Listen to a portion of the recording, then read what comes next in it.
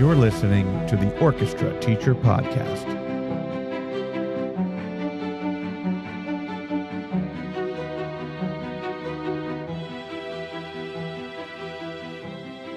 Welcome back to the Orchestra Teacher Podcast. Dr. Charles Laux here, and this is our second podcast today, episode 54, with a very special guest, Dr. Cathie Hudnall. Thank you so much for being here and coming all this way from Gwinnett County over to Cobb County to my studio. And thank you for having me. Absolutely, we're so glad nice that you're here. See your fabulous studio. Well, thank you. It's awesome to have you here. And I guess we met when I moved here in 2012, and Gosh, we're like, I know, it's right. It's been that long. I know. He's been here that long. But yeah, and you're always just always on fire, and you're just like, always have the energy, you always have a smile, and you've always just been so kind and giving and everything. And I just wanted to say thank you. But absolutely. Yeah. Absolutely. And I'm one of your biggest fans, and especially of this podcast. Well, now you're here, and I'm sorry it's taken so long to get you on the podcast, but there's all kinds of great things we can chat about. But what I want to do first is just to kind of let everybody know a little bit more about you. Well, I'm originally from South Carolina.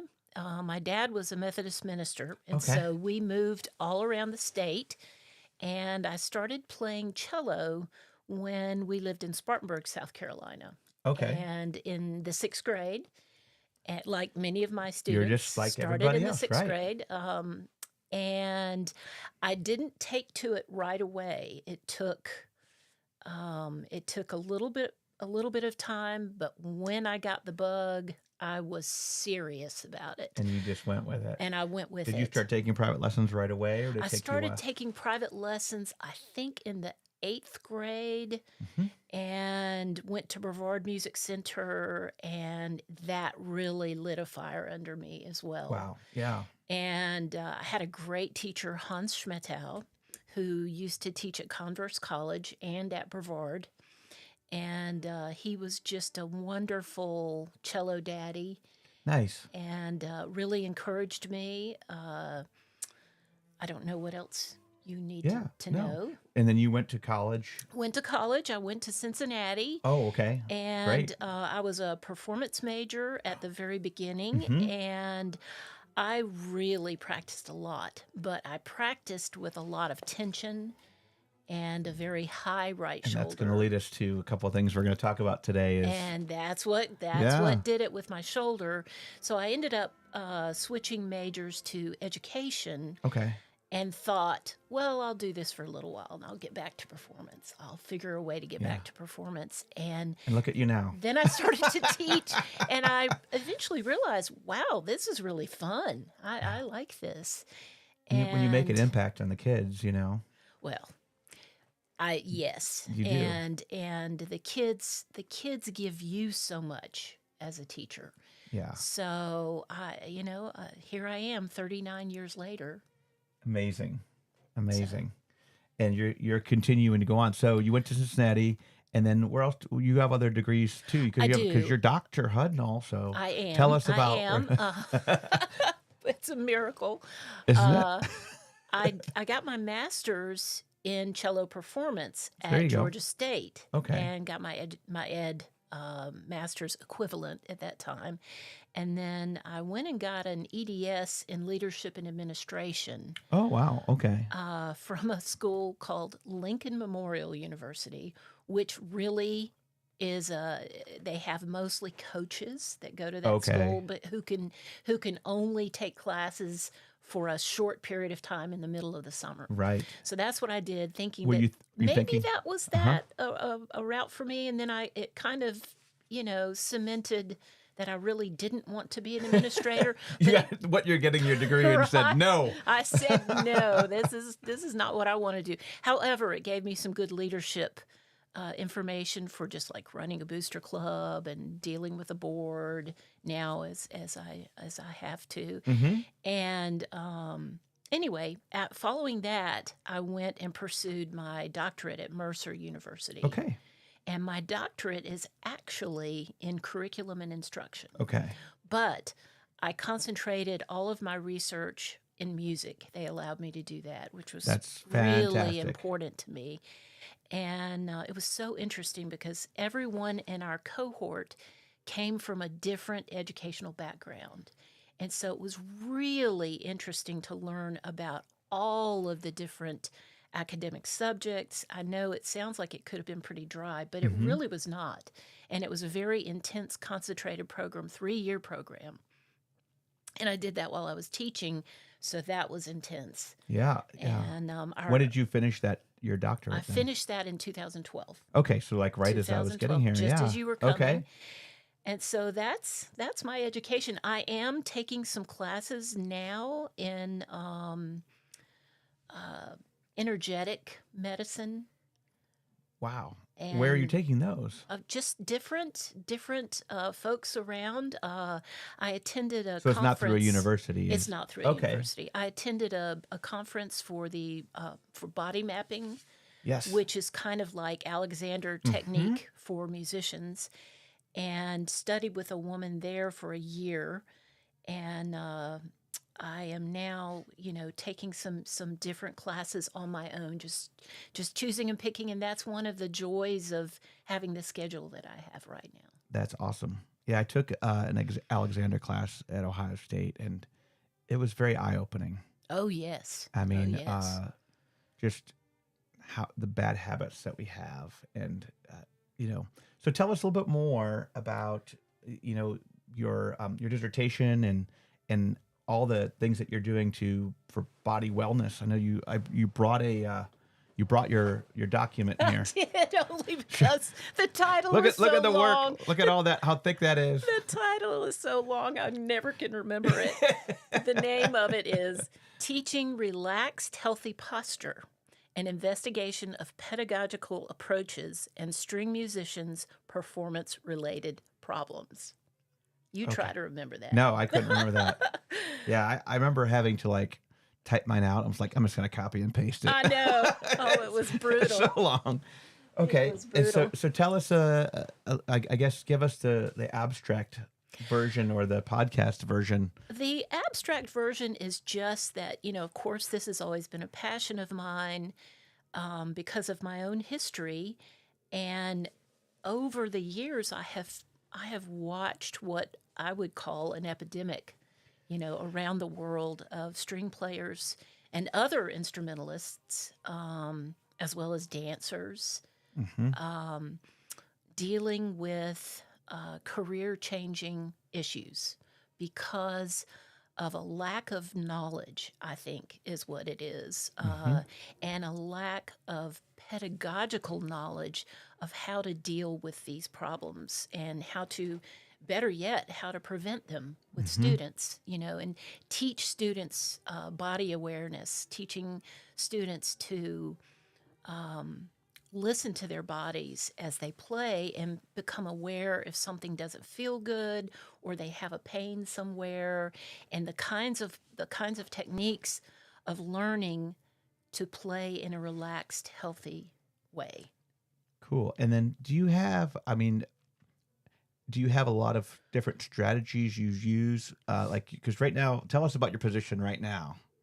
Where you're teaching right now. Oh, right now, I am just so fortunate to be teaching at North Gwinnett Middle School with 2 complete master teachers, Sarah Ball and Amy Clement. Yeah. And I just totally looked into becoming a half-point part-time teacher with them. So I work half-time with them, and the way I do it is to work essentially 4 days a week, but I see all the classes on those days because of the length of class and the way they have their schedules structured, and they are fortunate to see their kids every single day. That's nice. So, that's the best way, as we know.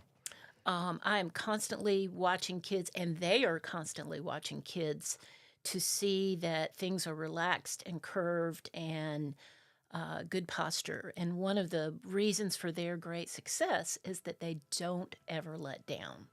So kids are constantly observed and fixed. Yeah. They diagnose and they correct all immediately. So that's good. And then, so do you think that you being there has made them more aware or more? I don't know. I don't know how they were before. Yeah. But I would guess that they already were watching things. They may be a slightly more aware of it with me, standing around and making comments about those kinds of things as well. But I'm not sure. Yeah. And so what advice would you give to teachers out there that are looking to maybe learn more about this, or teachers that maybe don't feel like they know a lot about body mapping, or do you have resources or things that you recommend? Well, besides reading your whole dissertation, of course. Yeah. I wouldn't wish that on anybody, really. I would recommend that teachers simply be aware of what your students are doing. Just make sure that you never sacrifice their physical and emotional, of course, well-being to trying to learn something fast or trying to make something perfect. Yeah.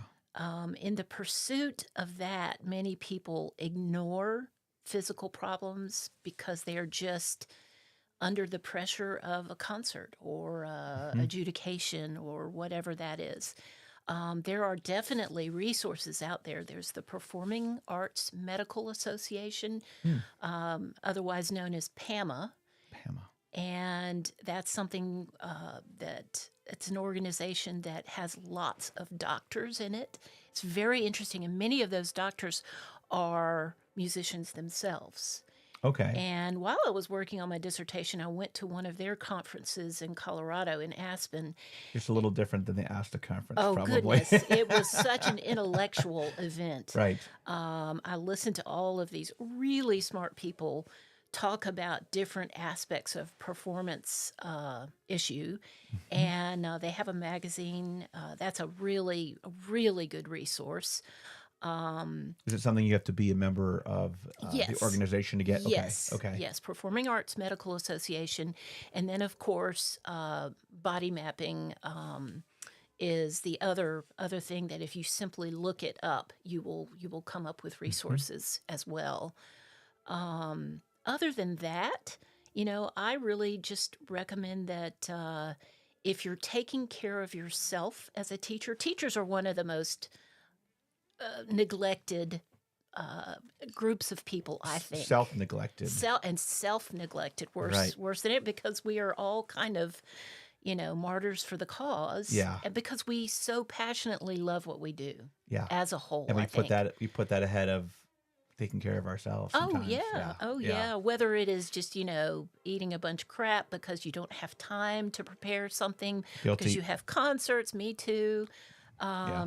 Just not getting the sleep that you need to get, or having the emotional concerns yourself that wake you up at night.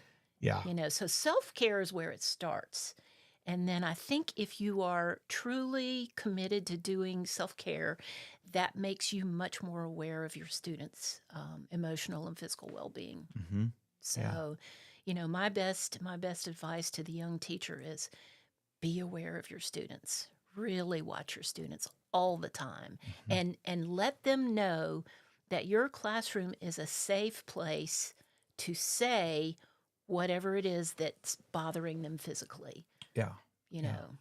Well, I remember teaching beginning strings in Ohio, and would have those fifth graders, the beginners. We started fifth grade when I was there. They cut that and start sixth grade now. But it was always, we'd only have the 2 30-minute lessons, which were really like 2 15 or 20-minute lessons. Right. By the time they all came in, we figured out where we were, and we tuned, got them all tuned and all that. But they were always like, well, this hurts, and it shouldn't hurt. So it's a matter of making those adjustments or figuring out why. Is it because they're not strong enough? So it was always like, okay, we'll do this. Put your instruments down. Let's take a break, rather than trying to keep that instrument up for 15 minutes. Little, breaks and lots of breaking things up so that it didn't. Because anytime that they hurt, then it puts a negative. Violin equals hurt, or Right. violin equals I'm not comfortable. Right. And we have to definitely nip that in the bud. Yeah. Right from the get-go. Otherwise, they're not going to continue to play. Exactly. Yeah. Exactly. Yeah. And then with the older students, I've also seen kids who have learned a lot of bad habits, just that tension, whether it's here, or in there's cellists, that, well, I told myself, well, you're going to end up walking around with your shoulder like this. That was me. That was me. Yes. Yes. So I don't know. But yeah, I think there needs to be a lot more, like people like you that have a really strong awareness of, being well and, Right. Right. physical wellness. And obviously the mental part is a whole nother Arena. topic. Yes, In itself, especially with, but they are so linked. They are so oh yeah. linked. Oh yeah. Yeah. Absolutely. They are. I'm the poster child for that. I think a lot of us are. But yeah, definitely, the more clarity we have in our mind, it does affect our body. But I also think it goes the opposite way too. Like the days that I work out, the days that I'm active and exercising, I'm always like, I get the best ideas. Or Right. I'm, Right. I'm a walker. I'm not a runner, Nice. but I'm Yeah. a walker. I'm not a runner Love anymore. to- My running days are slimming now. My feet Right. are bothering me. That happens when you get old, start Right. getting old. Yeah. And I didn't run as a kid. I didn't run at all until probably I was in my 30s. That's when I started running. And so now it's catching up to me a little bit, but I have a nice bike. And so I want to do some cycling, and Oh, that's been fun. doing that a little bit, and just doing more like variety, and tons of yoga. Oh, that's good. Yeah. That's, Tons of yoga. that's 'Cause I'm really like the most good. inflexible person now. I can touch my toes and Woo. yeah, I know. So the yoga's Good been for really, you. really good. I'm a big Apple person, so the Apple Fitness program I've been doing, and there's all kinds of workouts in there. I did strength and yoga this morning, and you can do 20 minutes, 10 minutes, 30 minutes, 45 minutes, Cool. whatever you want. And I think variety is the most important thing. So And if you can train your mind, our monkey mind that takes over, and cultivate a quiet mind, that's one of the things that walking does for me. Right. Not that I don't think about things, because like you said, it's one of my best times of inspiration, but it also helps declutter, I think. mhm. Yeah, absolutely. I agree. Sunlight, Yes. fresh air. Yes, for me, Breathing. outdoors, being outdoors Yeah. is really important. Yeah. So one of the things I had talked about in the little teaser or trailer for yours and Gregory's episodes were just take some time this summer to take care of yourself, Right. because if you forget to do that, it's going to be August or September or whenever you start school again, really quick, Right. and the summer goes fast. So this is our time to really decompress Right. and rejuvenate a little bit, whether it be, taking a vacation or just doing nothing. Some people just prefer to do nothing. And Right. I'm doing this. This is work, but it's fun work, and it's great to, talk and do that. So I have this and a little bit of work, but I have a lot. I've already been in my boat 3 times over the weekend. Oh, that's great. Yeah. So, you have those times that you just need to bring it down. Yes, Yeah. I agree. Tell us a little bit about your youth orchestra. Well, I'm gonna pull up the screen here so I can show while we're talking. this is the Metropolitan Youth Symphony of Atlanta. We found out there's another Metropolitan Youth Symphony Orchestra in another city. But not of we Atlanta. are of Atlanta. Yeah. Carl, Ricky, and I are the 2 conductors. I have the symphony orchestra, which is the most advanced level, full symphony, and he has the Philharmonia Orchestra, which is There you are, masked. Yes, I know. We'll have to get new pictures. Right. He has the Philharmonia Orchestra. It's the intermediate full orchestra, and he also directs a new orchestra that we have that is elementary students who have played for at least 1 year. Okay. And that is the most adorable group you've ever seen. I bet. They are just precious. And we started that this past year. It seems to be going well. We have a new staff member coming on, Mr. Jeffrey Rouser. He is a band director from Morgan County. Okay. Although he's taught in many different places. He's an amazing music educator, and he will be our winds coordinator and conductor of our Philharmonia winds. They have the Philharmonia is going to be the middle group. The middle group. Oh, with Carl conducts. And what they're doing is they have a certain amount of their program is just strings, and a certain amount of it is full orchestra. And when they have their just string rehearsal, I believe that he will take the winds and have a special ensemble with them. He will also be working with the top orchestra winds as well. Great.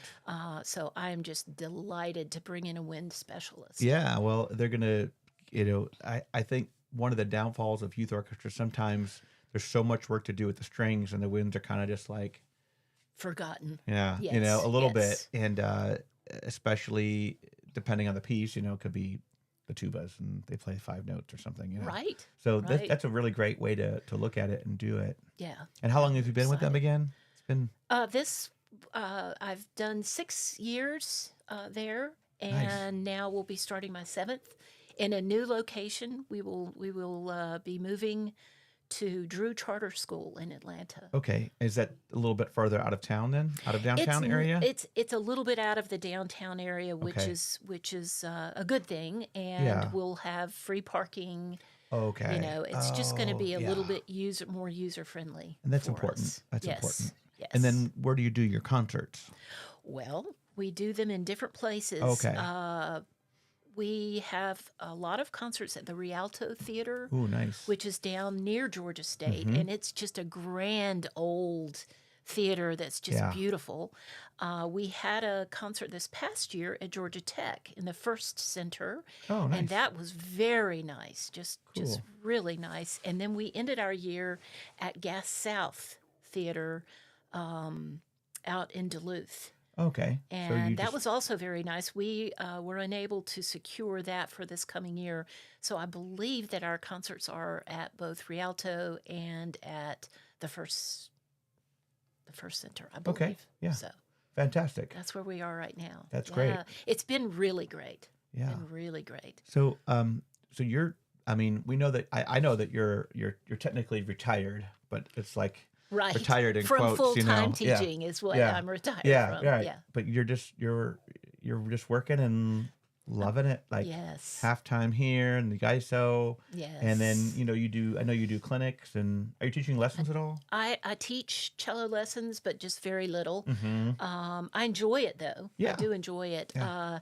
I have been doing clinics, and I've been doing all-state orchestras. That's right. What were some of the recent groups that you've done? I conducted Michigan All-State Orchestra Ooh. this past January, and that was just bet delightful. it was awesome. Yeah. It was awesome. It was so much fun. Good state for music ed. It was great. It was just great.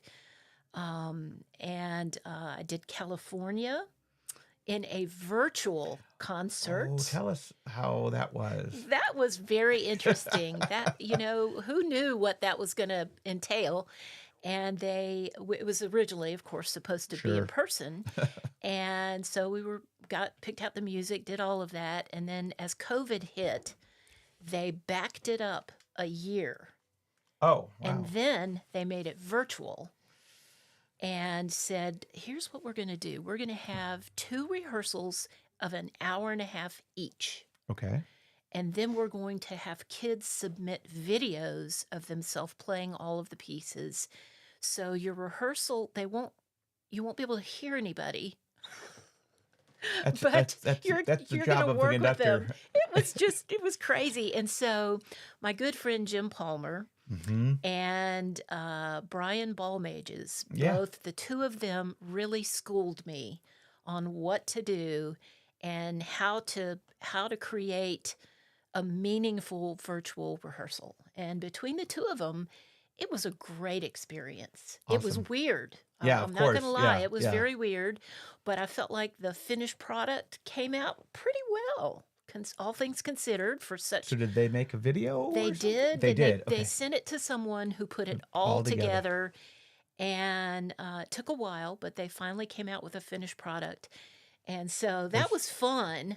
That was a fun experience. I wish that I could go back and do it in person. Yeah. That would be Well, even maybe better. they'll invite you back someday. Well, we'll see, because everybody You establishes didn't get to conduct. I know. That would be so much fun. You're just like a coach. Yeah. Like, here, kids, do this. At one point, I did the Mississippi All-State Orchestra. It's been a while, and South Carolina All-State Orchestra. So those are the 4 that I have done, and I hope to do more of them. Yeah. It's just so much fun. It is. So it much is. fun. It's a blast. So people can contact you. I don't know if it doesn't go through the MISO website. Do you have? There is a MISO email address, but I have a personal email address that's probably the safest bet, which is just my first and last name at gmail.com. And that is CATHIEHUDNALL at gmail.com. Great. So that's perfect. I would like to have a website within the next year. There you go. But I don't have that yet. Yeah. Well, they're pretty easy to make. They need to be. Yeah. So that's awesome. This is great. And I'm trying to think.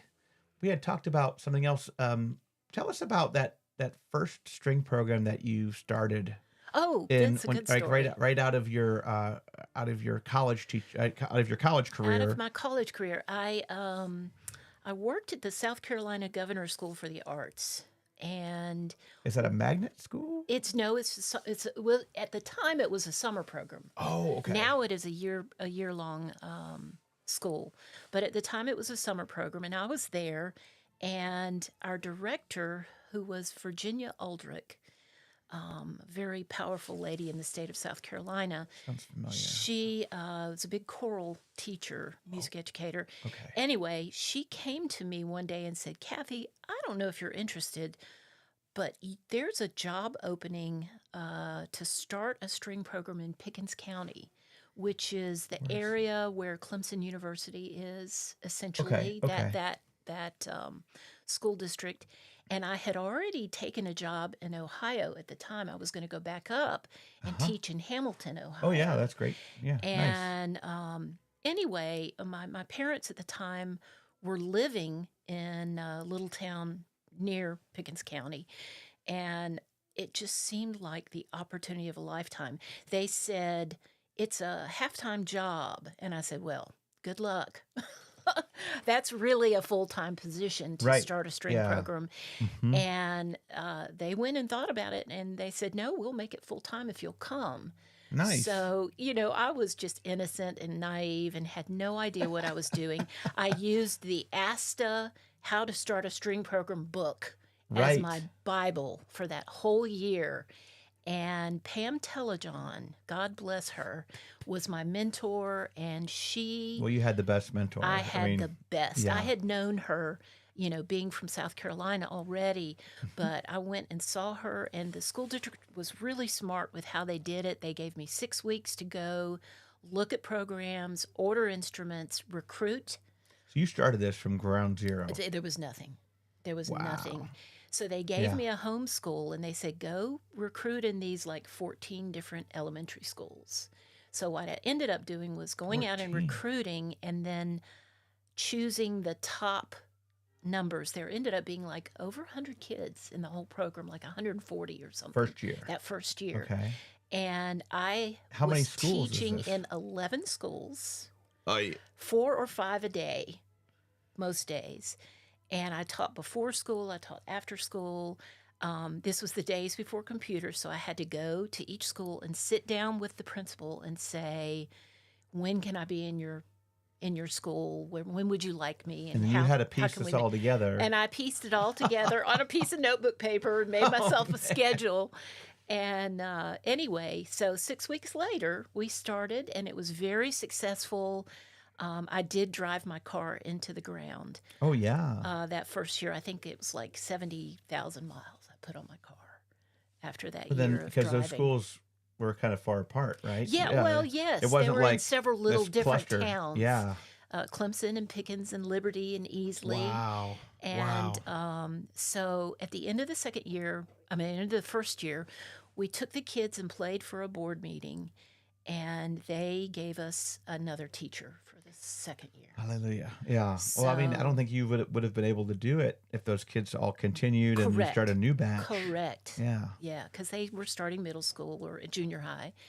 And so that was my first year, my first job. And I taught there for 3 years and really enjoyed it. But I always wanted to move to Atlanta because I always wanted to take lessons from Martha Grashevsky, who happened at the time to be teaching cello at Georgia State. Oh, okay. And she actually, this was the time that, I was trying to still deal with my shoulder injury, and I had stopped playing cello for 4 years. 4 years? 4 years. It was like cutting off a limb. That's probably one of the hardest things I've ever done. Yeah. And anyway, she went to the doctor with me. You were teaching that time and you couldn't I was teaching, and I could play enough to teach, but I wanted to get back into some serious playing, and so I got my master's degree from her after we went to the doctor, and she literally started me from ground zero all over again. And so that was probably like, how did that feel? Or I'm just trying to like imagine that. Like, I was so excited to think that I could play again, because it's just such a passion of mine, and that it was weird starting over, and I probably rushed it a little bit just in my excitement. But I managed to get a performance degree in my master's in cello, so that was cool. That was a goal. That was a Check. goal. Yeah. Check. Yeah. That's awesome. So that's what happened with that. When did you move here then? So I moved to Atlanta in 1986, Uh-huh. and I was teaching in Gwinnett County at North Gwinnett High School, and when there were 2 students, and Lanier Middle School. And there was no orchestra room at the high schools. But the funny part is that David Metrio was at Lanier. And exactly. Those are the 2 schools. I know. Isn't that crazy? That's a kind of a neat coincidence. Yeah, it is. It is. Yeah. At the time, there was no orchestra room, so we had class in the coach's athletic office amidst cups of old chewing tobacco and stinky football uniforms and everything else. That was when I was in Ohio. I taught elementary strings in the kitchen, and we were behind everything with and there was a smelly mop bucket sitting back there. So, Oh yeah. It's interesting when you have a really small program or you're starting out. Yes. What you do, and then fast forward to today when you got hundreds of kids and great facilities and support. And there was no orchestra room at the middle school either, so I went around during the day and taught in different people's classrooms and or the hall. Yeah. So. I remember teaching in this art supply closet as well during my student teaching in Newark, Ohio. Yes. But it's wherever they could find the room. That's right. Throw you in there. That's right. That's amazing. Okay, cool. And then you were at how long were you at Brookwood? Was that your main school? Well, I was at Norcross for 15 years. Okay, wow. Before Brookwood, I moved around a little bit, and then there was the year in Hawaii. So when I came back... Tell us about your year in Hawaii. Okay. I want to do that. So that was cool. That was really cool. One of my good friends, Dr. Kathleen Horvath at I know Cathie. She's at Case Western University. She called me one day, and she's like, Hudnall, there's this thing.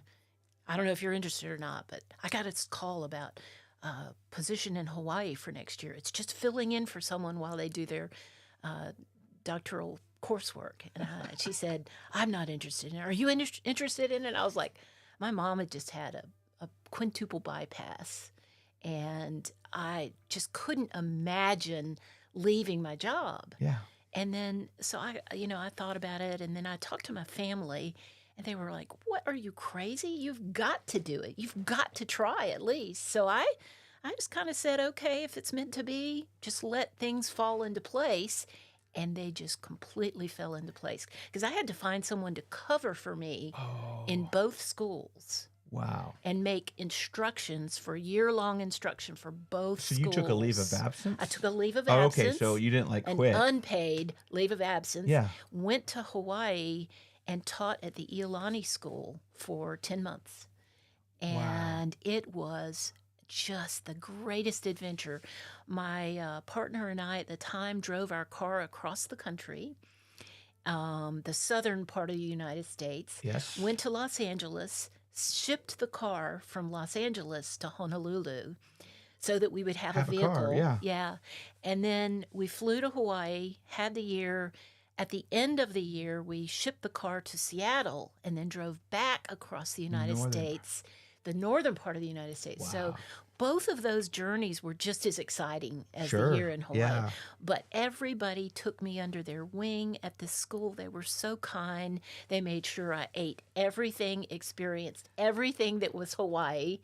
And I got to... But it was 10 months? And it was 10 months, and everyone I ever knew visited during that time. I had to actually buy an extra bed so that I could have a guest room. Nice. And I got to play in the Maui Symphony while I was there. It was just an extra perk. That was really, really fun.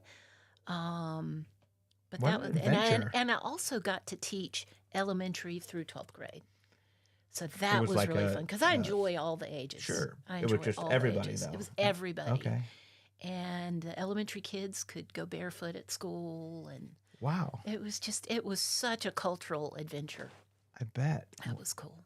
Yeah, that's amazing. I love driving cross country, but I've never been able to do it in an enjoyable manner. It was always with a U-Haul towing a car. Yes, you know? it was. It was fun. It was tiring. Yeah. It was very tiring, but it was a whole lot of fun. Mm-hmm.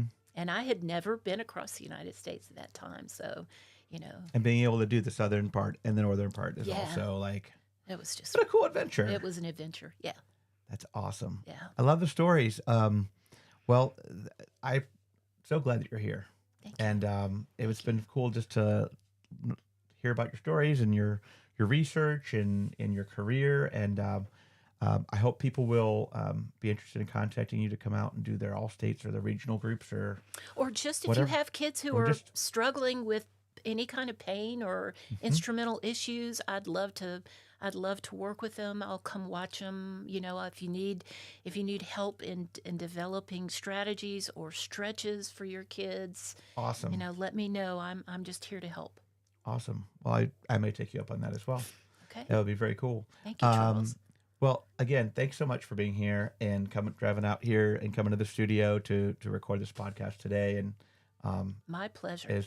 It's so great to have you as a colleague and be so close and as a resource and a friend and everything else. So, well, I feel the same way. yeah, Thank you. Yeah, absolutely. So for everybody out there, I will be sharing Cathie's contact information and a little bio on the descriptions in the YouTube and on the podcast. So I guess that's all. Wrapping up episode number 54. All right. I know it's crazy, but you all have a good summer. I'll be in Alaska next week, and then when I come back, we're gonna have Katie Labrie, composer, and also the Rebecca McLeod from UNCG coming on to not in person, but we'll be doing those virtually. But hopefully you'll enjoy those episodes too. Trying to squeeze as much as I can in the summer because I have the time. That's right. To do it, right? It's a beautiful thing. Yeah, it is. So thanks again for listening, and we will catch you guys all next time here on the Orchestra Teacher Podcast.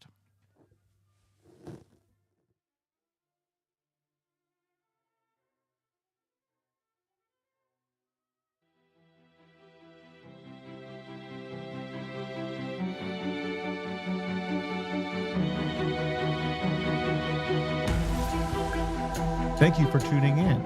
For resources and more information, visit orchestrateacher.net.